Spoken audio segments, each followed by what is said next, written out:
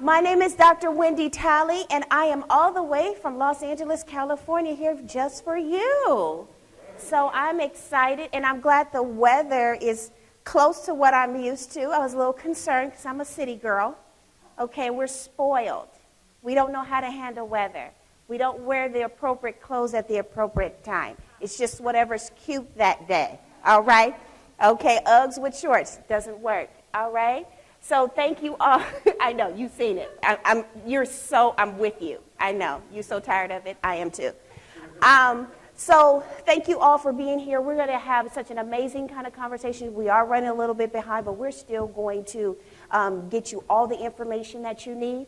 Also, too, there will be exercises. So if you have notes, if you have pens, I see you all have Post-its, all that other good stuff at your table, make sure you get a clean sheet of paper for this particular session. And because we're going to be doing a lot of writing, a lot of talking, you're going to have some copious notes that you want to be able to take back to your meetings and stuff like that and work with your team. So just a little introduction about who I am. Again, I'm from Los Angeles, California, and I have my doctorate in social work, and I have my license in social work. So no, I'm not teaching you how to be a social worker. I'm not here to teach you how to be a therapist. That's my job. I got you. Don't worry about it. Don't freak out, okay? But what that all basically means is that I am very much trained in how to understand human behavior in various different aspects. But I also come from corporate America. So I love the good, the bad, the ugly, the dark blue suits, the black suits, the tan. No, it's not happening. We'll never see me in that, ever, right? But I love corporate America. And so I had to find a way to really merge. How can I merge human behavior and understanding that from a clinical perspective also into the workplace? And I actually got into HR management for a short amount of time. I had a great mentor when I was doing some work for a law firm. It was a very prominent law firm. It had over 300 employees literally on one floor. Don't know how that happened, but they owned that particular floor. And I really learned a lot. And so I said, how can I merge my two loves? And that's pretty much got me here into working with different organizations such as Sony Picture Studios. I'm Sony Pictures Entertainment Therapist. So here in California, Canada, London, India, and China. So I work with them on various different aspects. Also, too, just became the FDIC therapist for them and their leadership consultant for the state of California. So I love what I do. I can do this all day long.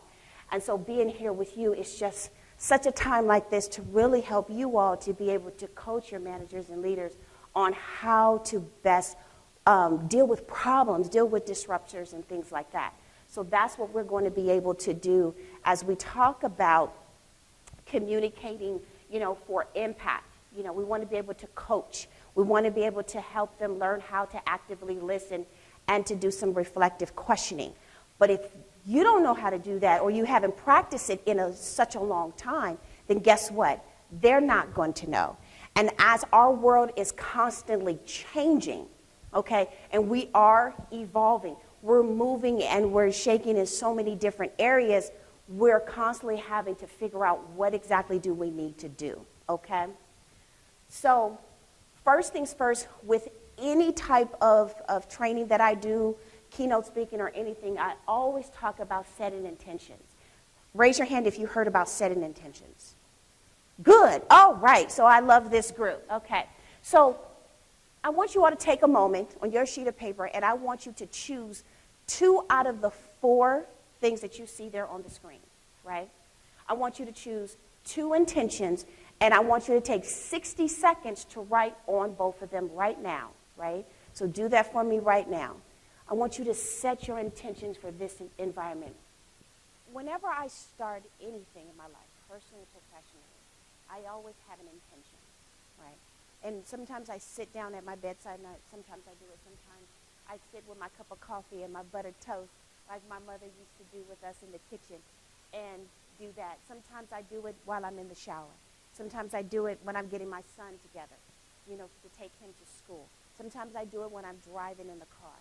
But I'm always setting some sort of intention.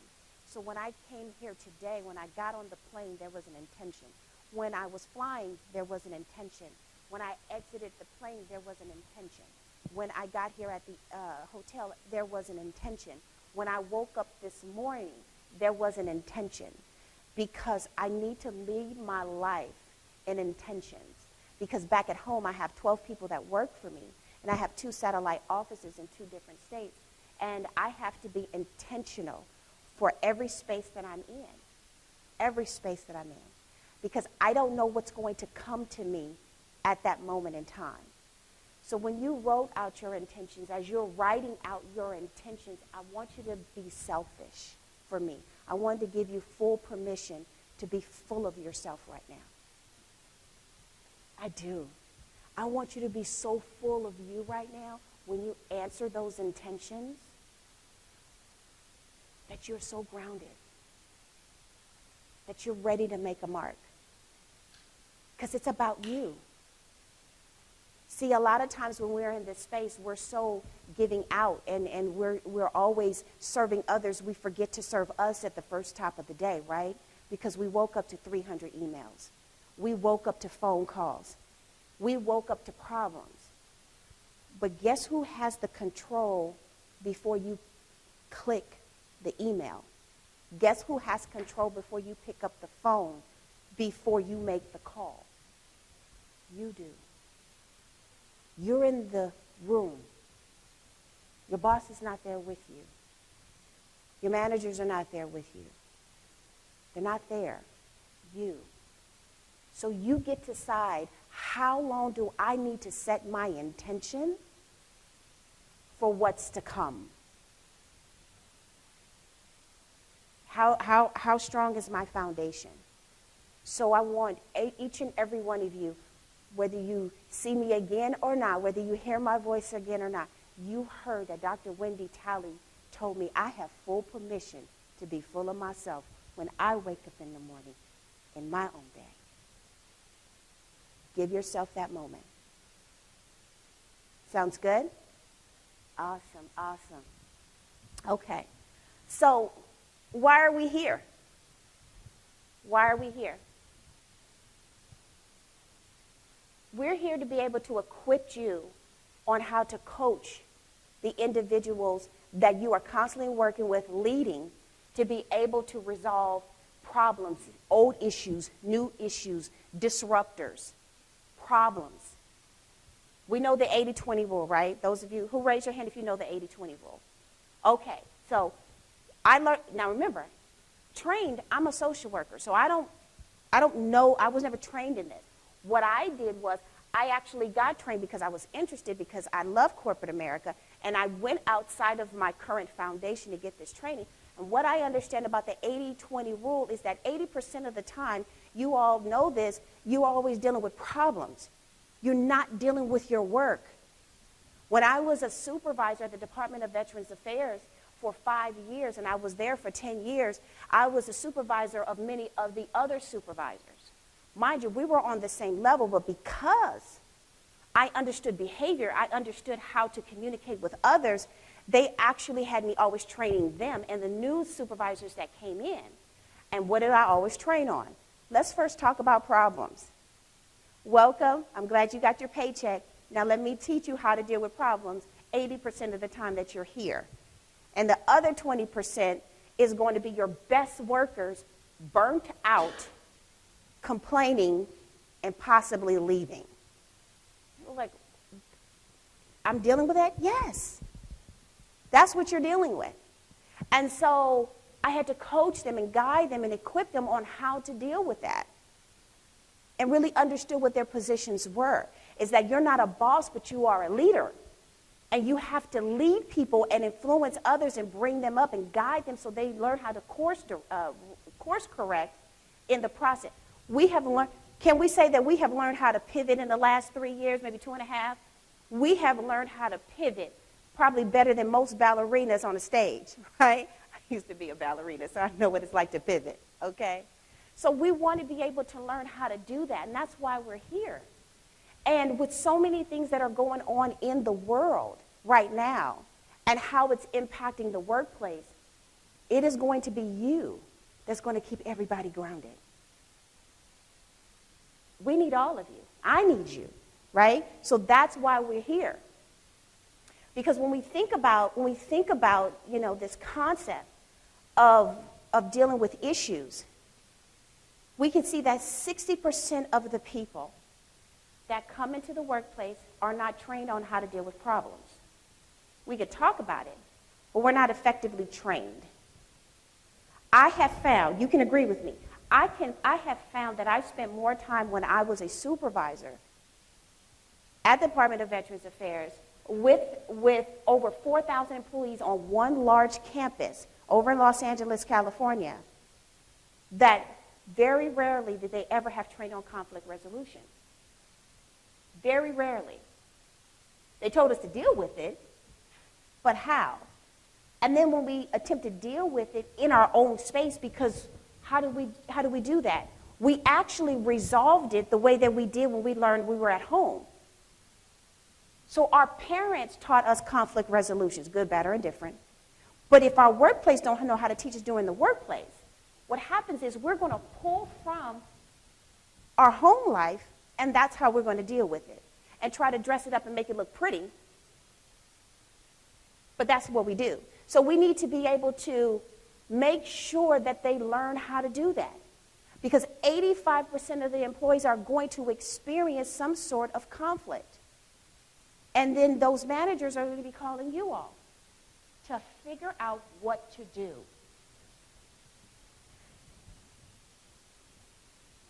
I can say this to you. You don't have to say it. I know you don't have all the answers. I know you don't. You're forced to have them. You're forced to know everything. You have to have life experiences to know how to deal with conflict, right? That's what's being said. But you don't. I don't. When I have a leader contact me about what it is that they need to be able to do, I have to process that. Especially if they're coming to me in crisis. I'm like, okay, what? And I'm taking my notes and I'm trying to process and listen at the same time. And then they want me to give them an answer right then and there. And in some situations, we do. We have to figure it out as we're going along. And then some stuff we're actually able to process. But how often are we able to process? Can we just say zero? Can we just, I'll say it for you. We don't have any time. And so you're on the fly all the time, and then you're hoping by the time you hung up the phone, you're like, okay, did I say that right? Did I do that right? Let me follow back up, and let me do this. Oh my God, I hope I don't get fired for the response that I just gave. So, did I send them into the depths of purgatory? I don't know, but you're trying to figure it out. So now you're in crisis. So now you go to your next door neighbor, whether they're on Zoom or in the other room, and then you're like, well, I told them this. Did I say it right? I don't know. Well, let me process it. I don't have time for you to process it because they're already doing it. So now you got the whole office up in arms, right?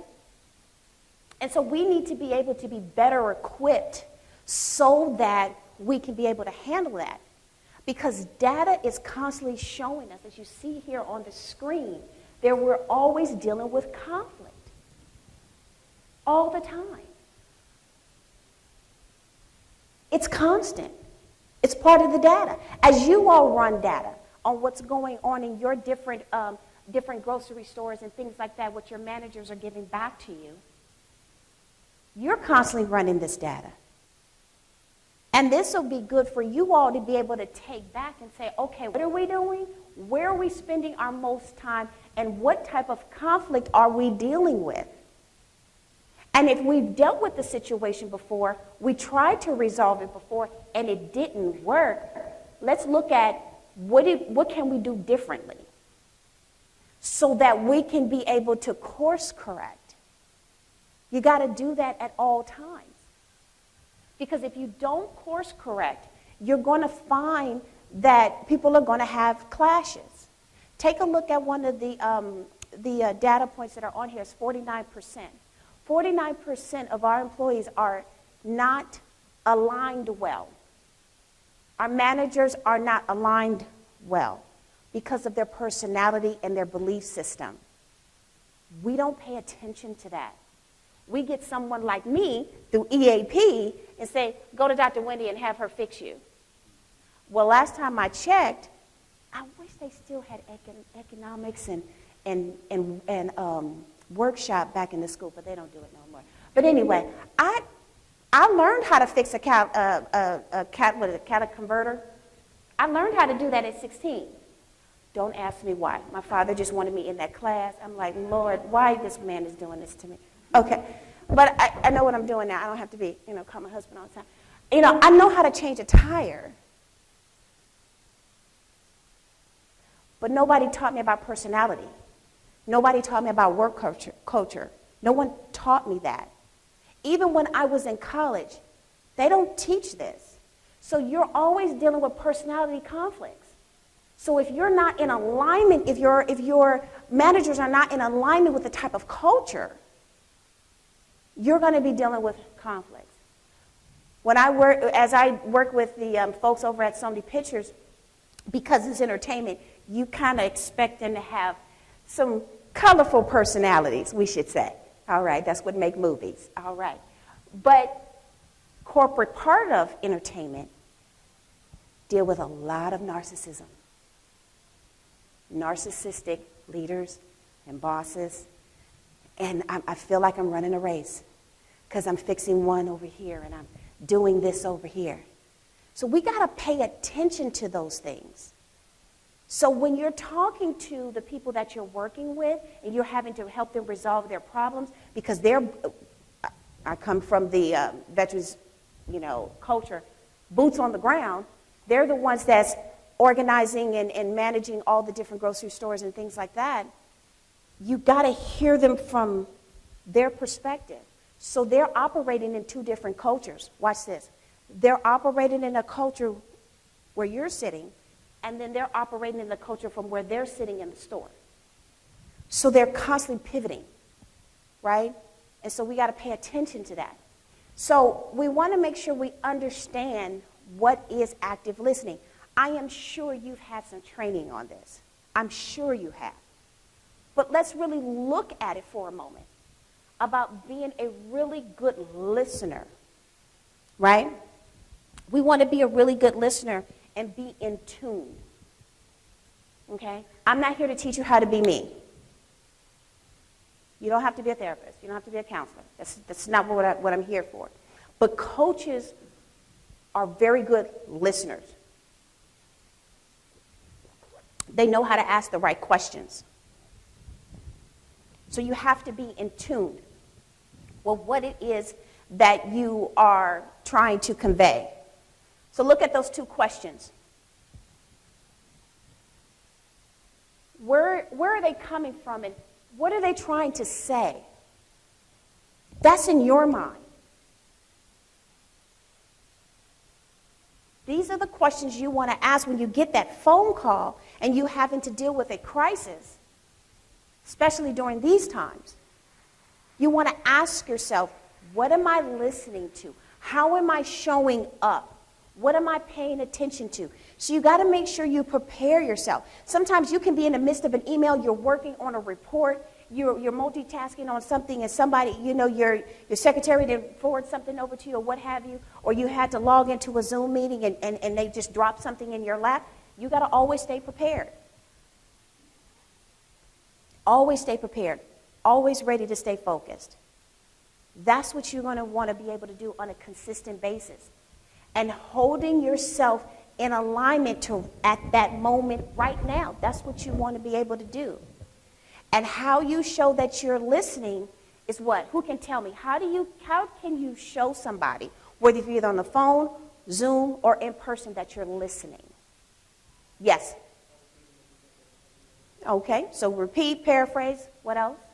How do you show somebody that you're listening? Eye contact. What else? Yes. Absolutely. Anything else? Yes. Can you say that for the people that don't hear you across this wall? Shh, be quiet. Just listen. Don't talk. Don't talk. Stay focused. Don't get distracted, right? That's what you want to be able to do. Is stay consistent, because active listening is people want to be heard. People want to feel like they matter. Do you know that the biggest part of the coaching process for you all is to not give a solution? You don't have to fix it. I learned when I was growing up, there's one thing, I was maturing as an adult, then you mature in your professional. People don't understand the two are not the same. I learned that hard way, right? And so as I was growing up, because I was a baby in my profession, I was learning as a professional. I was growing up, and one thing, one of my chiefs, I believe she was one of the greatest chiefs ever for the Department of Veterans Affairs for the domiciliary, she would always tell me, do not respond, wait, especially if it's in an email. Documentation at any level where there is written word can be used for you or against you. Wait. I'm a Gemini. They was getting all of me, okay? Before she got her hand on me, I was coming for you in the email. And another thing, and I'm going to give you bullet points with emojis. I'm going to cite some acts in there as well. I'm going to come for you in an email. She's like, Wendy, you can't do that. Just stop. Don't email another person. Well, I needed to tell them how I felt. Well, they don't care how you feel. I'm like, Lord have mercy. It got my butt handed to me a few times. It really did. But I learned to just wait. Some things will resolve itself if you allow you to be quiet and listen. They just want to be heard. That's it. A person will talk themselves into their own solutions. Am I correct? Don't rush to fix, even if they're bothering you in an issue. You're in the middle of a report. Just let them do it. I told my husband when he married me, I said, let me give you some instructions, on how to, handle this Gemini, because, it ain't built for the weak. Okay, pray for him. Okay, and I said, the one thing with me, I will talk myself in a solution. Just give me the floor. I don't need you to fix it, because I know you can't. It's not that you're incompetent. It's that I'm a complicated person. And so when I deal with something, let me talk it through, because I need to get past my own thoughts. And once I vomit it all out, the solution will rise itself once I'm clear, right? So active listening is also not being judgmental. Just let it be. If you allow people to be human, if you allow people you coach them through it, guess what happens? They don't feel, it's not what you said, it's how you made them feel when you were listening, right? It's your body language. They don't feel like they're being judged, okay? And so you want to be able to help them understand that how I'm going to respond to you is going to be in a way that's going to be accepting. I want to hear everything that you have to say. I'm going to ask some clarifying questions. I'm not going to interrupt you. I'm not going to judge you. And then I'm going to walk with you, not in front of you, not behind you, but I'm going to walk with you in this conversation, right? So when we think about the type of active listening, we know what reflective question is, but reflexive questioning is you listening to your own thoughts as the person is talking. Sometimes we get caught up in that. Is that we have our own thoughts. And we are paying more attention to our own thoughts. Sometimes people like their own voice than the voice of the person that's talking to them. Okay. I need you to listen to the other person, not yourself. Okay, just for that moment. Okay, and so reflexive, okay, it's about you, right? The external listening is about not only what are they saying, but how are they saying it, and how do they see it? This is outside of you. This is the most strongest point when it comes to type of active listening. It's not about the words that they're using. It's how are they using it. Because I may present something, right, where I can say the same thing without being emotional, without having any anger behind it. I'm not in crisis. The next person could say the same exact thing and be explosive, be angry. It's not what they're saying, it's how they're saying it and how they're visualizing what they're saying. So pay attention to that, even when there's no movement. Another type of active listening is internal, right? Intuitive, which is like internal. So this is not you being a spiritual guru, okay? We're not doing that, okay, in the middle of a conversation. But you are intuitive. You are connected. What are they not saying?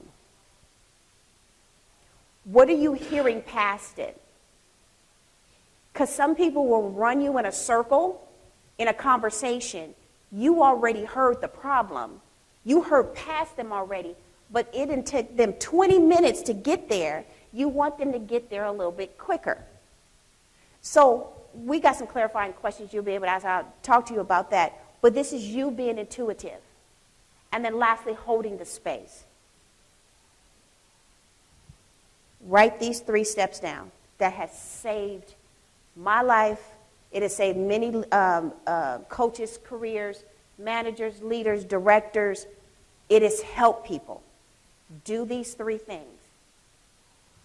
When you're holding a space for a person, especially when you're dealing with an old issue or a crisis, the first thing you want to do before you respond is to not. Allow the pregnant pause. 2, breathe.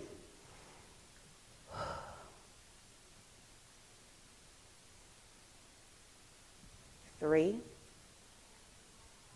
respond. Stop, breathe, respond. Stop, breathe, respond. What happens in the pregnant pause, as this person is talking to you and as you're listening, you are processing. You're allowing some reflection. You're trying to figure things out. You are rechecking your space. You're checking your own emotions because they probably could have caught you in a very difficult time and you don't want to project that onto them, right? Stop, breathe, respond. Stop, breathe, respond. The pregnant pause will allow them to adjust and stop and breathe. You can even tell them, okay, breathe through it for me.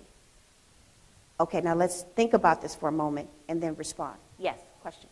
How often do you see the pause lead to them saying that? What you can do, especially with somebody who's talkative, it's okay, I got it. So what you can do is when you stop and you breathe, you can do a small response in the middle between the breathing and then the response. There's another type of response in the middle. Give me a moment. Let me think about this. And then go. We're guided in a way to be told what to do. We go to school to learn how to be good doers. So automatically, if you tell somebody to do something, especially in the work environment, guess what they're going to do? Usually, they're going to do it. So when you're pausing, give me a minute.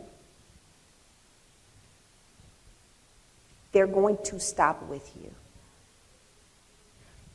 What are you already doing in that space as well? You're teaching them to do the exact same thing. Because when their employees come to them, before they call you, they should stop, breathe, pause, right? And call. The call should be last. Let's breathe through this for a moment. It gets them to calm down. It gets them to bring it down for a moment. Just stop, right? So you want to be able to do that. I hope that answered your question. Okay, good. So, and also to being a good listener, right? You want to be able to maintain good eye contact. We talked about that, right? We want to be able to encourage people to talk. That's using open-ended questions. You know how you've heard the saying, you can't lead a horse to water and make him drink? You can lead them there, but you can't make them drink. The way that we encourage people to talk, but in a structured manner, is by open-ended questions. You're guiding it. They think that they're talking and they're getting everything out the way that they want to. But what you're actually doing is you're guiding them in the open-ended question. And technically, you're guiding them to the solution without giving it to them. As simple as that may sound, that is a very powerful thing to do. Okay? And again, you want to reflect back and don't interrupt. So what I hear you saying to me is, correct me if I'm wrong. I say that all the time. Because a lot of times I have to take the doctor out of the title so people can feel comfortable to talk to me like a human. I don't want you to put me here when we're dealing with something. I need you to talk to me. I need you to talk to me. Don't put me here. Sometimes I'll just call me Wendy. Because people get too caught up. They'll get too caught up in your title. They'll get caught up in you. And then they may not give you everything, right? So we want to be mindful of that, okay? So to help people think for themselves, first listen, and then listen again. That is the art of coaching. That is coaching, right? Is that you're guiding them. You're not giving advice. You're not what? You're not telling them what to do. You're not solving it for them. The best thing you can do for your managers when they call you is don't give them the solution. You guide them there, right? And so, but we need to check ourselves. How do we check ourselves? No, we have to know what our barriers are. Just look at that list right there. Does anybody resonate with that list of barriers, internal and external? I do. I get distracted when I'm listening. That's why I don't like Zoom meetings. I'm just saying. I get too distracted. Because why am I distracted on Zoom? What's coming up? The notifications. The notifications are happening. And then especially if I'm looking for something to come through and it does come through, guess where my energy went? I'm ready to hurry up and get you off so that I can be able to. Okay. And then especially if you're working from home, right? Especially if you're working from home, you need to be able to make sure that somebody's not cooking and cooking your favorite dish, and then now you smell it and now you really want to get off because you want to eat, right? So we got to make sure we know our barriers, right? So these are some coaching tips that we're going to go through very quickly, and I want to definitely show you a video if we have some time, but we're going to go through this because this is very, very important. Go ahead and take a picture of this, okay? So the first thing, if you can go ahead and start the video for me.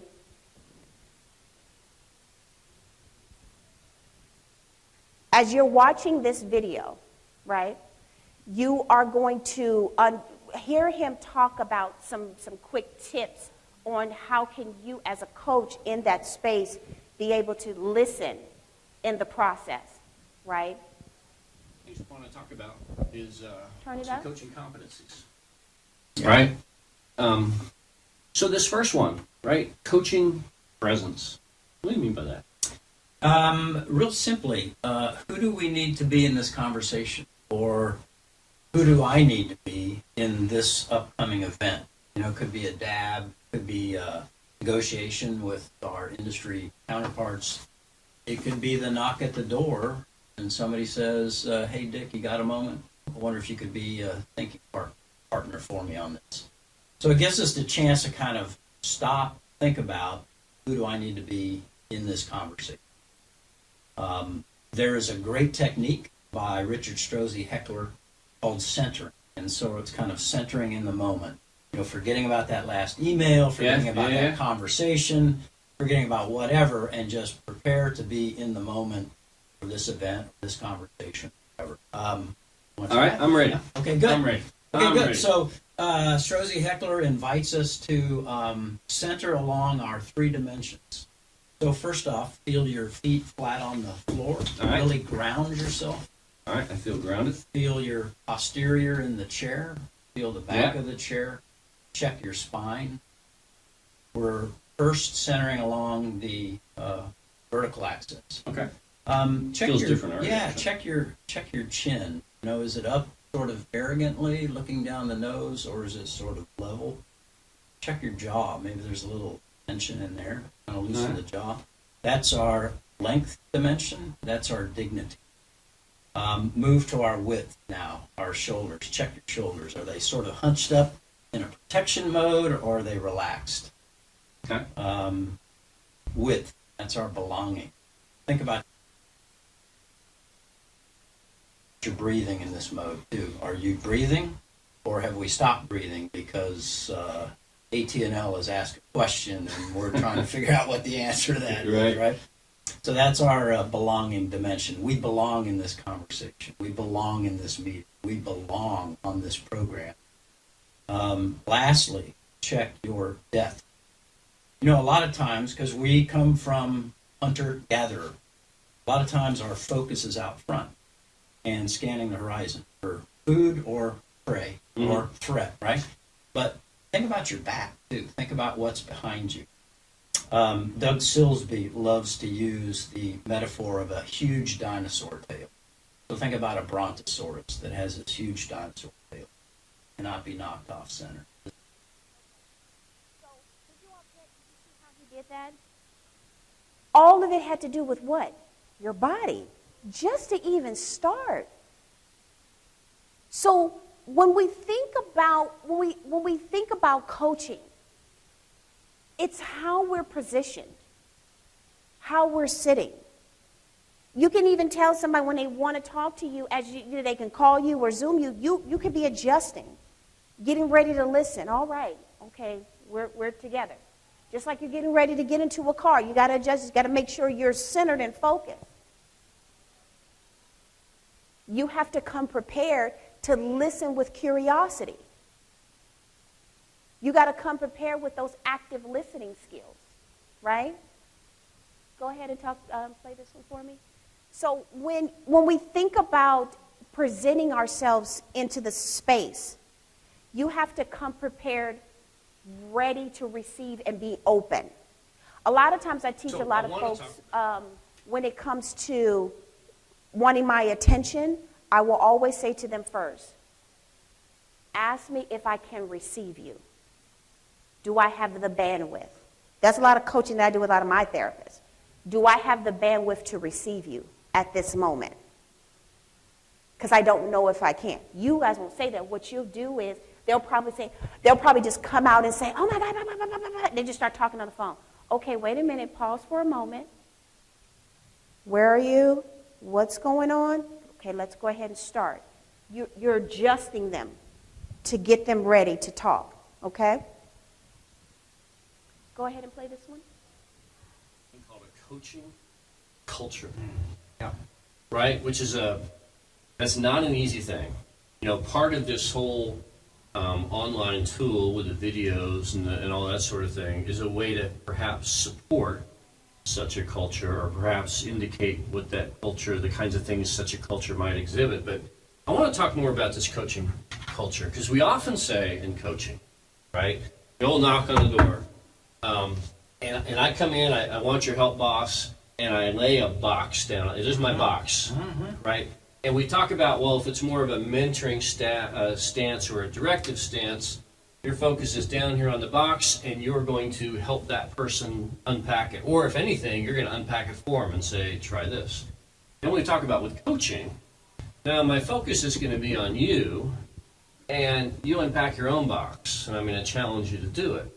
Well, it would seem to me that day in and day out, you're not exclusive one or the other, right? Someone comes in your office, you're going to make a conscious choice, one or the other, to say, hey, okay, no, I need to help you unpack the box. I got to think, right? Who do I want to be in this sort of conversation? So to me, a culture is like a mindset that talks about this. What do you think? Right. Yeah, no, well, I think culture is values and beliefs and all that. And it's interesting, as you were saying that, think about the culture where I bring you a problem, boss, and you solve it for me, and I just walk away. What is that culture, right? That's, Right. Here's my monkey, now it's on your back, and now you're staying late to figure that, and I'm off doing something different, right? Right, What is right, that right. culture? We don't want that kind of culture. As you mentioned, if this is boss, right, then boss might be helping unpack that. But the culture of coaching, boss looks at me and helps me deepen my learning about this challenge or dilemma and gain That's right ownership there. and forward my own action. This is what we're talking about. That's a very important concept, what he just said. When they bring you a problem, it's not about you fixing it. It's about you teaching them to fix it so they don't have to keep coming to you all the time. It's teaching the skill set for them to be able to do that. So we got to make sure we take in what we hear. We have to make sure we take in what we hear so that we can be able to teach them. It's about that coaching is about you teaching them as you're listening, right? And so we don't have time for an exercise because we had the previous section we had ran over, but I want you all to be able to understand that when you are coaching your managers and all of that, when you're dealing with an issue, you want to make sure that you are reflecting with accuracy. You want to make sure you hear what they said to you, right? Because if you don't do that, what happens is that they're going to leave out feeling frustrated. So here are some things here's the type of questions. You can write all of these things down if you so choose. But one thing, some of the questions you always want to ask somebody when they first come in is like, what is on your mind? What's going on right now? Don't make it too open where they just give you their whole life story. What's going on right now, or what's on your mind? You could ask them to tell you more about that issue. And if they're dealing with challenges, you want to make sure you have some follow-up questions, such as, what are the challenges are there for you? Because they'll get into the blaming of others. What are the challenges are there for you? What have you tried so far? So those are some of the open-ended questions that you can give as a coach to be able to do those things. But one thing you never want to ask someone when they're coming to you with a problem, you never want to start asking why questions. Why questions will make them defensive. Now it's changed the conversation to, I need you to help me, to now I have to defend myself against you. I have to defend my competency level. So that's what we don't want to do, is be able to do that, okay? So remember to ask those exploratory questions like I just talked about, right? And don't ask why.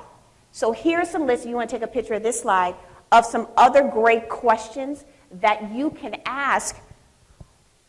Like this gentleman asked, what do you do if you don't want them to keep talking? You can guide them in the talking process, especially if they're a talker. You can ask them these questions right here. If you take a picture of this, print this out, or put it on a Post-it on your laptop, and then you can just follow it. I'm telling you, they will think you're the best thing in sliced bread. Oh my God, they listened to me. Why? Because it was about them. It wasn't about you, right? So make sure when you provide that feedback, it's for development. It's for development. We won't have time to get into this because we have to move on. But remember, when you are looking for that feedback to empower them, these are some of the questions you want to ask them. Take a picture of that. Okay? What's going on in the process? What are the goals you want to set?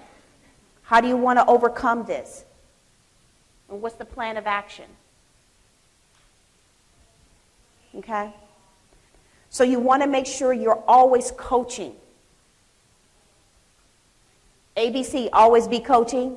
Some sales is always be closing. I say always be coaching. Always be coaching, right? Okay? And so, again, those reflective questions that I just talked to you about, that you just took a picture of, I'm telling you, it will allow you to be more effective. You will not have to run out of breath because you're not doing all the talking. They will come up with the solution. And always remember this, people just want to be heard. They will come up with their own solution. And if they really need guidance and structure, then you go into that, but hear them out first, okay? And so when we talk about, like you talk about that company culture, right, being open and closed, these are some of the things you want to consider. Because having an open culture, right, they are empowered, they want to do more, okay? They have potential. When they're closed off, they don't feel like they can. They're scared of you. They're always feeling doubtful.